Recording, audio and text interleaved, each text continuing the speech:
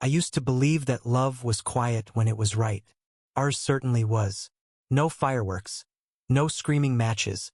Just the hum of daily life filling in the silence with things like whose turn it was to do the dishes, or whether we should switch to oat milk. We were married 4 years, and for most of that time, I worked like a man possessed. 2 jobs. One in the morning that made my hands ache and one at night that made my back feel twice my age. Also, she could finish school without worrying about anything but exams and deadlines, and that sociology professor she always said reminded her of her dad. I thought we were solid. We didn't fight, not really. We disagreed sometimes about the thermostat or what movie to watch, but nothing serious. Nothing that would make a man doubt his place in the world. I gave her everything I had. Time, money, trust. And never once asked for a thing in return except maybe a little peace and a good-night kiss. And that's why what happened that day hit like a truck with no headlights. I came home early. Just once. The second shift called me off because of a broken valve that needed a part coming in the next day. I didn't call her to let her know I'd be home sooner because I thought maybe I'd surprise her. Maybe we'd finally have dinner together on a Tuesday. I imagined us sitting on the couch, the one we picked out at that discount furniture place, the one she had to sit on 6 different ways before making up her mind, eating takeout and talking about nothing in particular. Something simple. Something good. Her car was already in the driveway when I pulled in. That wasn't strange. She sometimes worked from home when the internet at the school library got too spotty. The house was quiet, almost too quiet, except for the faint sound of music drifting from the living room. Something upbeat. Something that didn't match the scene I was walking into. When I opened the front door, I heard laughter. Hers and someone else's. A man's laugh, low and confident, the kind that fills a room like it owns the place. I walked in without making a sound. I don't know what I expected to find. Maybe an old friend, maybe her brother, maybe someone from her study group, but I know exactly what I didn't expect.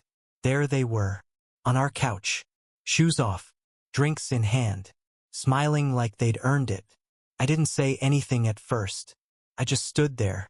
She looked at me like I was the one who didn't belong in my own home. Like I was interrupting some sacred ceremony I hadn't been invited to. Her expression didn't change. Not even a flicker of guilt or panic. She didn't jump up. She didn't apologize. She didn't even introduce the guy. She just blinked at me like I was standing in the way of her afternoon. That's the moment I knew something broke. Not just between us, but in me. I didn't yell. Didn't throw a punch. Didn't demand an explanation. I just turned around. Quietly. Walked back out the front door and closed it behind me like I was late for something. Because right then and there I knew. She wasn't sorry. And I was done. I spent that first night in my truck parked behind a closed-down diner on Route 12, the kind of place we used to drive past on road trips without ever thinking twice about it, but suddenly it felt like the only safe place on earth. I left the engine off and cracked the window just enough to keep from suffocating. The air smelled like rust and fried oil and the cottonwood trees nearby, but none of it mattered because the only thing I could smell was betrayal. Now I'm not a man who cries easy, and I didn't cry then either. I just sat there still as stone gripping the steering wheel even though there was nowhere to drive. I kept thinking if I moved the wrong way even slightly the whole illusion of my life would come crumbling down into something I couldn't rebuild. At some point around 3 a.m., I realized I hadn't even checked my phone. I wasn't sure if I wanted to. When I finally did, there was nothing. No missed calls, no texts, no worried. "Where are you?" From the woman I married. Just silence. And that silence said more than any apology ever could. The next morning I drove to work like nothing happened. Wrenched bolts, lifted drywall, laughed at stupid jokes over lukewarm coffee like my whole life hadn't detonated the day before. I didn't tell anybody. Because how do you even begin to explain something like that? "Hey man, how's your Tuesday going?" "Oh, just found my wife draped over another man on our couch while Bon Iver played in the background." At lunch, I sat alone on the tailgate and watched a pair of crows argue over a crushed soda can in the parking lot. Their squawking was loud and angry and weirdly comforting because it was real. Not like her laughter echoing off our walls while I stood like a ghost in my own home. I didn't go back that night. Instead, I stayed with my buddy Tanner. Told him I needed a few days to clear my head, and he didn't ask questions. That's the thing about real friends. They give you space without needing to know what filled it. Over the next few days I played a game I didn't realize I had memorized the rules to. I kept going to work, kept paying bills, kept living like I hadn't been gutted by a single glance and a couch cushion that still had my dent in it. I saw her name pop up on my screen once around midnight. I didn't answer. I watched it ring until it stopped, like I was timing how long it took the past to try and crawl back. She didn't call again after that. I started thinking about all the times I missed signs I didn't know I was supposed to be looking for. The late nights at the library, the sudden need to find herself. Through weekend retreats, the way she used to smile when she said she loved me but not lately, not in months. And then there was the couch. That stupid overpriced beige sectional that took 2 hours to agree on at the store and 4 hours to wedge through the front door. I remembered how proud she was when we got it in place. She called it ours. Not mine, not yours, but ours. And now it was the setting for her betrayal. A stage for a play I wasn't invited to watch, much less perform in. I started to wonder how long it had been going on. Was it a fling? A full-blown affair? Was it love or just convenience? And the cruelest part was I didn't even care about the answers. Because in the end it didn't matter. What mattered was she made a choice. A quiet, precise, deliberate choice. And so did I. I didn't go back to fight for her. I didn't beg for answers or closure. I didn't ask for one last conversation on the front porch. I went to the bank and moved half our savings into a separate account like the lawyer on YouTube said to. I called my boss and asked for more hours. I got a gym membership. I bought new sheets. And when I thought about crying, I just gripped the wheel tighter and waited for the feeling to pass like a bad cramp in the ribs. Because this wasn't just the end of a marriage. It was the beginning of me. About a week after I left, she showed up at my job. Now I work commercial roofing, so it's not exactly a place folks visit for polite conversation, especially not someone who once told me tar smelled like failure. But there she was standing at the bottom of the scaffolding wearing the same blue coat I got her for Christmas last year, pretending like this was some casual drop-in and not a desperate play. I saw her before she saw me. I watched from the 3rd floor through a streaked window, and for a minute I thought about ducking back behind the HVAC unit just to buy myself a little more time. But eventually I walked down. Slow, steady, ready. When she looked up and saw me, her eyes did that thing where they try to look wet but not too wet, like maybe she'd practiced in the mirror just in case. I nodded a greeting. She opened her mouth like she wanted to start with something soft, but what came out was this. "You've been avoiding me." I shrugged. Because what was I supposed to say? You're right. I've been avoiding the woman who gutted me on a Tuesday. Gold star. I needed to talk, she said. I didn't, I replied. She flinched like I'd slapped her, which struck me as funny considering I hadn't even raised my voice. She asked if I had time to grab a coffee. Said she just wanted to explain. I told her explanations are like birthday candles. They don't do anything once the cake's cold. She said that wasn't fair. I said neither was Tuesday. That's when she changed tactics. Got quiet. Tried to use the voice I used to love, the one she reserved for cold nights and bad dreams, and convincing me that everything was going to be okay. She said she made a mistake. That it wasn't serious. That it was over now. I looked her dead in the eyes and asked one question. Whose idea was the couch? She blinked. I said, who picked the couch? She stammered a little, then admitted we picked it together. Exactly, I said. Together. And then you brought someone else onto it like it never meant anything. Like I never meant anything. She tried to reach for my hand, but I stepped back. The space between us felt like a canyon, and I liked it that way. She said she still loved me. That she hadn't stopped. That she was confused. I said confusion is when you forget which key opens the front door. Not when you start sharing your Netflix password with someone who smells like Axe body spray.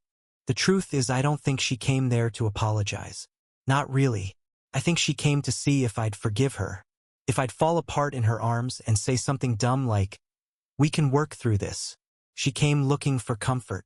But I wasn't that man anymore. I told her I hoped he was worth it. She said it wasn't like that. I said, then what was it like? She didn't have an answer. So I left her standing there. Walked back up to the 3rd floor and kept working, because a man's got to build something even if it's just a roof over someone else's head. The crew didn't ask who she was, and I didn't offer. But I could feel their eyes on me a little longer that afternoon. Like they knew something in me had changed. And it had. That night, I went home to my buddy Tanner's place. He was watching reruns of a show we both hated just to make noise. I sat down next to him, and for the first time in days I laughed. Not a big laugh, just a small one. The kind that comes out when you realize you're not broken. Just bruised. And bruises heal. They say you can't fix a broken heart with a hammer, but I still found myself in the garage that next Saturday morning cleaning off my old toolbox like it owed me something. I didn't know what I was building yet, but I knew I needed to build something. Something solid. Something that didn't lie to me in the middle of the night or laugh on the couch with someone else. I was done crying without tears. Done sleeping on a borrowed futon with springs that stuck me in the ribs like reminders. Done waiting for an apology that would never come from a woman who said, "I love you," like it was a formality. So I started small. Fixed Tanner's porch steps. Rewired the light in his kitchen. Sharpened every blade in the drawer just because I could. And with each bolt tightened and wire stripped, I started to feel like a man again. Like myself again. Or maybe someone newer. Someone better. Meanwhile, she kept sending texts. Not a flood. Just a steady drip like water from a leaky faucet you think you can ignore until it stains the ceiling. Things like, "Are you okay?" Or, "Can we talk?" Or, "I miss you." She never said, "I'm sorry," which told me all I needed to know. When I didn't answer, she sent one last message that simply said, "You're being cruel." Cruel. That word rattled around in my skull like a loose screw. Me. The guy who worked 2 jobs so she could chase her dream. The guy who painted our bedroom while she was out of town just to surprise her. The guy who held her hand through every final exam and thought loyalty was a given. Cruel. I didn't respond. I just took my phone and set it face down in the drawer next to my wrench set. Because that's where it belonged now. Next to the things that kept me sane. A week later, I ran into her sister at the grocery store. It was awkward in the way that grocery store conversations always are when someone's trying to pretend they don't know about the flaming wreckage of your life. She asked how I was doing. I said I was fine. She asked if I wanted to talk. I said I didn't.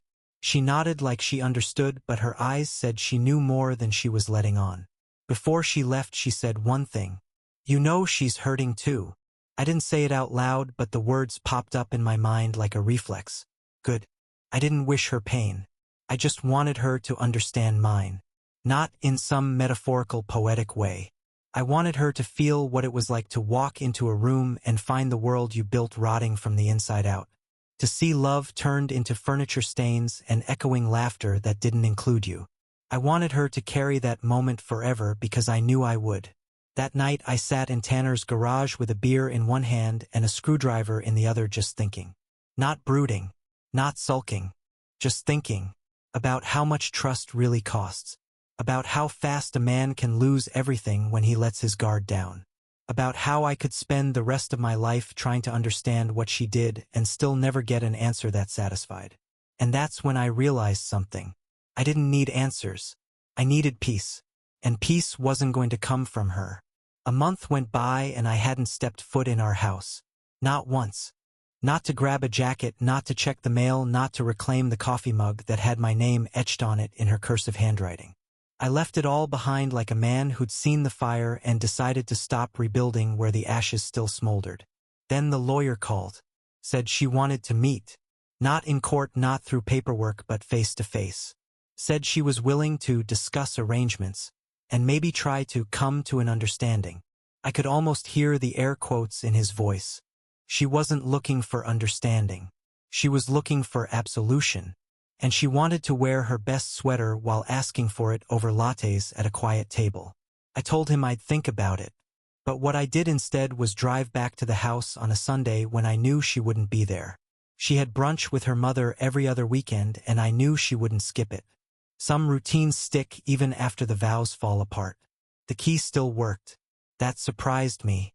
I stepped inside and the smell hit me first. Lavender and lemon cleaner, like the whole place had been scrubbed to death. As if she thought polish could erase history. But the couch was still there. Same position. Same pillows. Same betrayal baked into the cushions. I sat down on it. Not because I missed it, but because I needed to prove I could. I needed to feel the frame dig into my spine and know that it no longer owned me. I looked around at the framed photos still hanging on the wall. Our wedding day, a trip to the coast, her graduation ceremony. They all looked like someone else's memories now. Like I was breaking into a stranger's life that had coincidentally used my face. I walked through each room with the kind of slowness you reserve for places that once felt sacred. The bedroom still had our comforter on it. The one with the faint ketchup stain from that time we ate burgers in bed during a thunderstorm. She used to say it gave the blanket character. Now it just looked like evidence. In the bathroom, I saw my toothbrush still in the holder next to hers. I didn't take it. I left it there like a monument to everything she'd thrown away. A silent reminder that not everything can be bleached clean. I stood in that house for 2 hours. Didn't take a thing. Didn't touch the fridge or the drawers or the cabinet where I used to keep spare batteries and secrets I didn't know I was swallowing. When I left, I locked the door behind me and placed the key under the potted fern by the porch, the one she always forgot to water. I didn't need access anymore. That night she called again. Said she heard I'd stopped by. Her voice sounded hesitant, like someone trying to guess how much of the damage could still be fixed. I didn't say much. Just listened. Let her twist in the silence. Let her ask the question she never said out loud. Are we done? And the silence answered her. Because sometimes the loudest goodbye is the one that doesn't need to be spoken. About 2 weeks after I left the key under the fern, I got a letter in the mail, not handwritten, not warm, not apologetic, just cold white paper inside a manila envelope like something from a bank or a dentist's office or the IRS. Her name was printed at the top with a return address I didn't recognize, which meant she had either moved or started using someone else's place to send her regrets. Inside was a typed letter 4 paragraphs long with the kind of language people use when they want to sound vulnerable without actually saying anything. She said she missed me. She said she didn't know how to fix what had happened. She said she didn't expect me to forgive her, but wanted me to understand the context. The context, as if betrayal had an explanation that made it palatable. Like it was a misunderstanding or a scheduling error or a wrong turn at the grocery store that accidentally landed her in someone else's arms. She said she felt alone even when I was around. That she'd grown distant and scared and confused about what she wanted. That she had dreams that didn't include double shifts and cold leftovers and a husband who came home with drywall dust on his jeans. She said she never meant to hurt me. That line stuck with me like a sliver under the nail. Because you don't trip and fall onto someone else's couch. You don't accidentally let a man touch your face in the home you share with the man who built that home from the ground up. You don't mean to hurt someone, but you do it anyway and then act surprised when the damage shows up in silence and missing keys. A few days later, Tanner told me she'd been asking mutual friends about me, trying to feel out where my head was, seeing if the door was still open. And I knew why. Because shame is a heavy thing and some people can't carry it alone. They need someone else to help share the weight, so they call it closure or healing or a conversation over coffee. But I wasn't interested in lifting her burden. What caught me off guard wasn't her letter or the secondhand inquiries. It was the moment I bumped into her mother at the hardware store of all places. She was buying replacement light bulbs and I was getting sandpaper because I had started refinishing old furniture like it was a religion. When she saw me, she stopped mid-aisle and I braced for something awkward, but what I got was unexpected. She looked tired. Not in the way people look after a bad night's sleep, but in the way they look when their daughter's perfect life just publicly collapsed. She didn't ask how I was. She didn't say she was sorry. She just looked me in the eye and said, "I raised her better than that." Then she walked away without waiting for a response.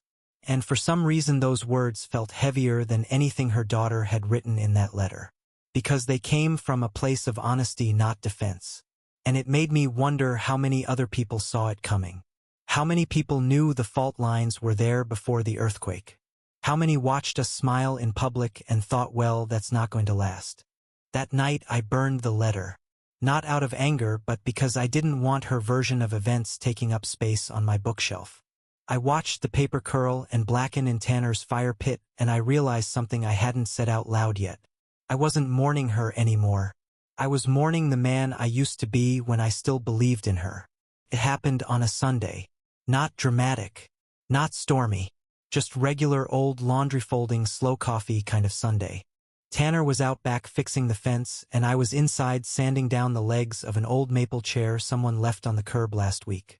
That chair was wobbly and cracked and warped in places that made you wonder how many years it had held someone's weight, but when I looked at it I didn't see trash. I saw potential. Then she showed up. Didn't knock. Just stood in the driveway like maybe I'd invite her in if she looked helpless enough. I saw her from the window. Hair pulled back tight like she was trying to look composed. Same jacket. Different eyes. She didn't look sorry anymore. She looked like someone running out of options. I didn't go out right away. Let her wait a minute. Let the silence do the talking again. When I finally stepped outside, I didn't say anything. Just stood there with sawdust on my shirt and a sanding block in my hand like a man halfway through something that mattered. She asked if we could talk. I nodded and pointed to the folding chairs Tanner kept out front. She sat like it hurt her knees. I stayed standing. She started with a sigh. The kind you make before a confession, but all I heard was another performance warming up. She said she didn't recognize herself these days. That she woke up every morning in our old bed feeling like a ghost. That she missed the way I used to hum when I cooked breakfast or the way I'd always check the locks twice before bed, even if she already had. She said she thought she was chasing freedom but found loneliness instead. She said she wasn't asking for forgiveness. She was asking for another chance. I looked at her for a long time, not because I was trying to find the right words. I already had them. I was just making sure I meant them. I told her she broke something that couldn't be glued back together.